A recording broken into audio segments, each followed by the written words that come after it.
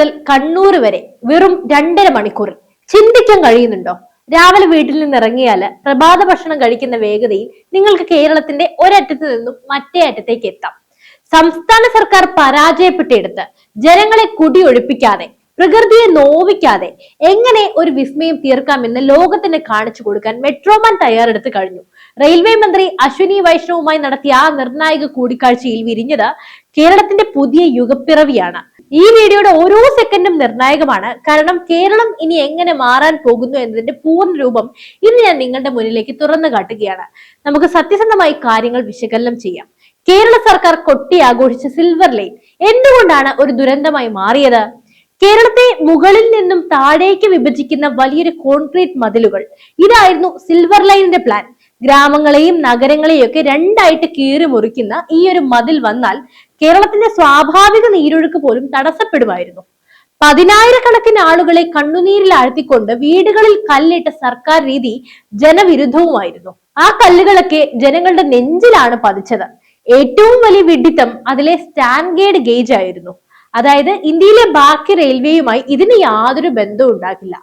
കേരളത്തിന് പുറത്തേക്ക് ഈ ട്രെയിൻ ഓടിക്കാനും ആവില്ല. വിദേശത്ത് നിന്നും കടമെടുക്കുമ്പോൾ അതിന്റെ കമ്മീഷനും അഴിമതിയും മാത്രമായിരുന്നു ലക്ഷ്യമെന്ന് ആരോപിക്കപ്പെട്ടാൽ അതിൽ യാതൊരു അത്ഭുതവും ഇല്ല. കാരണം കേരളത്തിന് ഒരു ഗുണവുമില്ലാത്ത എന്നാൽ മലയാളിയെ കടക്കെണിയിലാക്കുന്ന ഒന്നായിരുന്നു അത്. ഇവിടെയാണ് മെട്രോമാൻ ഇടപെടുന്നത്. അദ്ദേഹം പറഞ്ഞു, ഇത് പ്രായോഗികമല്ല. അദ്ദേഹത്തിന്റെ വാക്കുകൾ ഇന്ന് സത്യസന്ധമായിരിക്കുകയാണ്. സർക്കാർ പരാജയപ്പെട്ടെടുത്ത് ജനങ്ങളുടെ രക്ഷകനായി അദ്ദേഹം വീണ്ടും അവതരിച്ചിരിക്കുന്നു. ഭാരതത്തിന്റെ അടിസ്ഥാന സൗകര്യ വികസനത്തിൽ ഈ ശ്രീധരൻ എന്ന പേര് സ്വർണ്ണ ലിപികളാൽ എഴുതപ്പെട്ടതാണ്. 1964 തകർന്ന പാമ്പൻ പാലം വെറും 46 ദിവസം കൊണ്ട് പുനർനിർമ്മിച്ച അത്ഭുതമാണ്. അറബിക്കടലിലെ തിരമാലകൾക്കും പശ്ചിമഘട്ടത്തിന്റെ കരിമ്പാറകൾക്കും ഇടയിലൂടെ കൊങ്കൺ റെയിൽവേ എന്ന എഞ്ചിനീയറിംഗ് വിസ്മയം തീർത്ത വീര്യമാണ്. അദ്ദേഹത്തെ റെയിൽവേ മന്ത്രാലയം ഈ പദ്ധതി ഏൽപ്പിച്ചുവെങ്കിൽ അതിന് ഒരേ ഒരു അർത്ഥം, പണി തുടങ്ങിക്കഴിഞ്ഞു എന്നാണ്. പ്രധാനമന്ത്രി നരേന്ദ്രമോദിയുടെ വികസന മോഡൽ അഴിമതിരഹിതവും വേഗതയേറിയതുമാണ്. ആ വേഗത കേരളത്തിലേക്കും എത്തുകയാണ്. കേന്ദ്ര സർക്കാർ നേരിട്ട് ഫണ്ട് ചെയ്യുന്നത് കൊണ്ട് തന്നെ സംസ്ഥാന സർക്കാരിന്റെ സാമ്പത്തിക പ്രതിസന്ധി ഈ പദ്ധതിയെ ബാധിക്കുകയില്ല. പൊന്നാനിയിൽ DMRC എന്ന ഓഫീസ് തുറക്കുന്നതോടെ കേരളം ഒരു നിർമ്മാണ പൂരപ്പറമ്പായി മാറും. ഇനി നമുക്ക് ഈ പുതിയ ഹൈസ്പീഡ് റെയിലിന്റെ പ്രത്യേകതകൾ നോക്കാം. ഇത് കേവലം ട്രെയിൻ അല്ല, കേരളത്തിന്റെ ലൈഫ് ലൈൻ ആണ്. ഇന്ത്യൻ റെയിൽവേയുടെ നിലവിലുള്ള പാതകളുമായി ഇത് ബന്ധിക്കപ്പെടും. അതായത് വടക്കേ ഇന്ത്യയിൽ നിന്നുള്ള അതിവേഗ ട്രെയിനുകൾക്കും ഭാവിയിൽ കേരളത്തിലേക്ക് നേരിട്ട് വരാമെന്ന സാരം. ഭൂമി ഏറ്റെടുക്കാൻ പരമാവധി കുറയ്ക്കാൻ 80% ഭാഗവും മേൽപ്പാലങ്ങളിലൂടെയോ തുരങ്കങ്ങളിലൂടെയോ ആയിരിക്കും. ജനങ്ങളുടെ വീടുകളോ കൃഷിഭൂമിയോ ഒന്നും നഷ്ടപ്പെടില്ല. അതിന് യാതൊരു പോറൽ പോലും ഏക്കാതെ നോക്കിക്കോളും. നിലവിലെ വന്ദേ ഭാരതിനേക്കാൾ വേഗതയിൽ സഞ്ചരിക്കാൻ കഴിയുന്ന ട്രാക്കുകളായിരിക്കും. തിരുവനന്തപുരം, കൊല്ലം, ചെങ്ങന്നൂർ, കോട്ടയം, എറണാകുളം, തൃശൂർ, കോഴിക്കോട്, കണ്ണൂർ എന്നിങ്ങനെ പ്രധാന സ്റ്റേഷനുകളെ എല്ലാം ബന്ധിപ്പിക്കുകയും ചെയ്യും. വെറും 9 മാസത്തിനുള്ളിൽ DPR വരും. അതായത് വെറുതെ കല്ലിടുകയല്ല, കൃത്യമായ ശാസ്ത്രീയ പഠനം നടത്തി 9 മാസത്തിനുള്ളിൽ ഫൈനൽ റിപ്പോർട്ട് ശ്രീധരൻ സർ സമർപ്പിക്കും. അദ്ദേഹത്തിന്റെ വേഗതയെ കുറിച്ച് ഞാൻ പ്രത്യേകിച്ച് വാചാലയാകേണ്ട കാര്യമില്ല. കേരളത്തിന്റെ പ്രകൃതിയെയും നെൽവയലുകളെയും ബാധിക്കാത്ത രീതിയിലുള്ള അലൈൻമെന്റ് ആയിരിക്കും. സിൽവർ ലൈൻ ഉണ്ടാക്കുമായിരുന്ന പരിസ്ഥിതി ആഘാതമൊന്നും ഇവിടെ ഉണ്ടാവുകയില്ല. അതിനെക്കുറിച്ച് ചിന്തിക്കുകയോ അവ്യാകുലപ്പെടുകയോ ചെയ്യേണ്ട. നരേന്ദ്രമോദി സർക്കാരിന്റെ ഇന്ത്യയെ ലോകത്തിന് നെറുകയിൽ എത്തിക്കാനുള്ള ശ്രമത്തിലാണ്.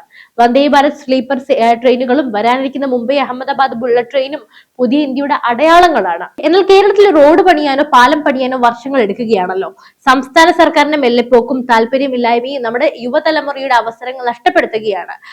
ഈ ഘട്ടത്തിലാണ് കേന്ദ്രം നേരിട്ട് ഇടപെടുന്നത്. നമ്മുടെ കൊച്ചി മെട്രോയുടെ 2ാം ഘട്ടത്തെ കുറിച്ചൊക്കെ അറിയാലോ. എത്ര 10-15 കൊല്ലം എടുത്തു 2ാം ഘട്ടം തുടങ്ങാൻ വേണ്ടി. എന്നാലും കേന്ദ്രത്തിന്റെ സഹായമില്ലാതെ കേരളത്തിന് ഒരു ഇഞ്ച് പോലും മുന്നോട്ട് പോകാൻ കഴിയില്ലെന്ന തിരിച്ചറിവ് ഇപ്പോൾ എല്ലാവർക്കും ഉണ്ട്. മെട്രോമാനെ പോലെയുള്ള ഒരു വ്യക്തിയെ വിശ്വസിച്ച് റെയിൽവേ ഏൽപ്പിച്ച ഈ ഉത്തരവാദിത്തം കേരളത്തിന്റെ വികസനത്തിന് വേഗത കൂട്ടും. സംസ്ഥാന സർക്കാർ ഇനിയെങ്കിലും തങ്ങളുടെ പിടിവാശി ഒന്ന് ഉപേക്ഷിക്കണം. സിൽവർ ലൈൻ എന്ന പരാജയപ്പെട്ട പദ്ധതിക്കായി വാശി പിടിക്കാതെ കേന്ദ്രം മുന്നോട്ട് വെക്കുന്ന ഈ മാതൃകാപരമായ പ്രൊജക്ടിനോട് സഹകരിക്കുകയാണ് അവർ വേണ്ടത്. പൊതുവെ അവർക്ക് ഒരു ഈഗോ ക്ലാഷ് ആണല്ലോ. വികസനത്തിന്റെ കാര്യത്തിൽ രാഷ്ട്രീയ മതിൽക്കെട്ടുകൾ ഉയർത്തുന്നത് ജനങ്ങളോടുള്ള ചതി കൂടിയാണ്. ഈ പദ്ധതി നടപ്പിലായാൽ കേരളത്തിലെ IT മേഖല, ടൂറിസം, വ്യാപാരം എന്നിവയ്ക്ക് വമ്പിച്ച കുതിപ്പുണ്ടാകും. വിദേശ നിക്ഷേപങ്ങൾ കേരളത്തിലേക്കും ഒഴുകും. നമ്മുടെ നാട് ഒരു ഗ്ലോബൽ ഹബ്ബായി മാറും. എന്തായാലും ഒരു കാര്യം ഉറപ്പാണ്, മെട്രോമാൻ ഇ ശ്രീധരൻ വീണ്ടും കളം പിടിക്കുമ്പോൾ അവിടെ അസാധ്യമായിട്ട് ഒന്നുമില്ല. അദ്ദേഹം നമുക്ക് നൽകുന്ന ഉറപ്പ് അത് വെറും വാക്കല്ല, അത് പ്രവൃത്തിയാണ്. കേരളത്തിന്റെ അതിവേഗ റെയിൽ സ്വപ്നം ഇനി യാഥാർത്ഥ്യമാകും. കടക്കെണിയിലാകുന്ന സിൽവർ ലൈന് വിടയാണ്. കേന്ദ്രത്തിന്റെ കാര്യത്തിൽ പറക്കുന്ന അതിവേഗ പാതയ്ക്ക് സ്വാഗതം. പക്ഷെ എന്തുകൊണ്ടാണ് കേരളത്തിൽ നിന്ന് കേന്ദ്രത്തിന്റെ കൈപിടിച്ചൊരു മാറ്റം അനിവാര്യമാകുന്നത് എന്ന് ആരെങ്കിലും ചിന്തിച്ചിട്ടുണ്ടോ? കഴിഞ്ഞ 10 വർഷത്തെ ഭാരതത്തിന്റെ ചരിത്രം പരിശോധിച്ചാൽ നമുക്കൊരു കാര്യം വ്യക്തമാകും. നരേന്ദ്രമോദി എന്ന ദീർഘവീക്ഷണമുള്ള ഭരണാധികാരിയുടെ കീഴിൽ ഇന്ത്യ എന്ന വികസനത്തിന്റെ കൊടുമുടിയിലാണ്. 2014 മുൻപുള്ള ഇന്ത്യ അല്ല ഇന്നത്തെ ഇന്ത്യ.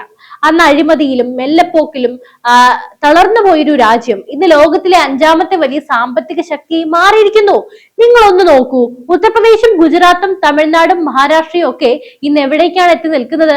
ഒരു കാലത്ത് ഭിമാരു സംസ്ഥാനങ്ങൾ എന്ന് വിളിച്ച് കളിയാക്കിയിരുന്ന ഉത്തർപ്രദേശ് ഇന്ന് എക്സ്പ്രസ് വേകളുടെ തലസ്ഥാനമാണ്. ആയിരക്കണക്കിന് കിലോമീറ്റർ നീളമുള്ള ഹൈവേകൾ മാസങ്ങൾക്കുള്ളിൽ അവിടെ പൂർത്തിയാകുന്നു. നോയിഡയെ ലോകത്തിലെ തന്നെ ഏറ്റവും വലിയ വ്യവസായ ഹബ്ബാക്കി മാറ്റാൻ അവിടുത്തെ ഭരണകൂടത്തിന് കഴിഞ്ഞു. ഗുജറാത്തിലെ ഗിഫ്റ്റ് സിറ്റിയും അഹമ്മദാബാദ് മുംബൈ ബുള്ളറ്റ് ട്രെയിൻ പദ്ധതിയും ഇന്ത്യയുടെ യശസ് ഉയർത്തുകയാണ്. എന്നാൽ കേരളത്തിന്റെ അവസ്ഥ എന്താണെന്ന് നിങ്ങൾക്ക് അറിയാമോ? പൊട്ടക്കിണറ്റിലെ തവളയെ ചിന്തിക്കല്ലേ പ്ലീസ്.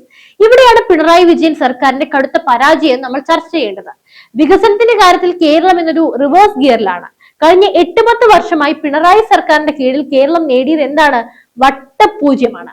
ശമ്പളവും പെൻഷനും നൽകാൻ പോലും ഗതിയില്ലാത്ത വിധം ട്രഷറി പൂട്ടേണ്ടി വരുന്ന ഒരു സംസ്ഥാനമായി നമ്മൾ അധപ്പതിച്ചിരിക്കുന്നു. വികസനത്തിന്റെ പേരിൽ ഇവിടെ നടക്കുന്നത് വെറും പബ്ലിസിറ്റി സ്റ്റണ്ടുകൾ മാത്രമല്ലേ? സിൽവർ ലൈൻ എന്ന പേരിൽ പാവപ്പെട്ടവന്റെ വീട്ടുമുറ്റത്ത് കല്ലിട്ടപ്പോ അത് വികസനത്തിനല്ല, മറിച്ച് വിദേശ വായ്പകൾ തരപ്പെടുത്തി അതിൽ നിന്നും കമ്മീഷൻ അടിക്കാനാണെന്ന ആക്ഷേപം ശക്തമായിരുന്നു. 64,000 കോടി എന്ന് പറഞ്ഞ പദ്ധതി പൂർത്തിയാക്കുമ്പോൾ 2 ലക്ഷം കോടി കവിയുമെന്ന് സാമ്പത്തിക വിദഗ്ധർ മുന്നറിയിപ്പ് നൽകിയിട്ടും സർക്കാർ വാശി പിടിച്ചുകൊണ്ടേയിരിക്കുകയായിരുന്നു. എന്തിനു വേണ്ടി? ജനങ്ങളെ കടിക്കണിയിലാക്കി, നമ്മളുടെ വരും തലമുറകളെയൊക്കെ കടക്കണിയിലാക്കി സ്വന്തം കീച്ച് വീർപ്പിക്കാൻ വേണ്ടിയാണ്. കടമെടുത്ത് മുടിഞ്ഞ ഒരു സംസ്ഥാനത്തെ വീണ്ടും ലക്ഷക്കണക്കിന് കോടി രൂപയുടെ വിദേശ കടത്തിലേക്ക് തള്ളിവിടാനായിരുന്നു മുഖ്യമന്ത്രിയുടെ ശ്രമം.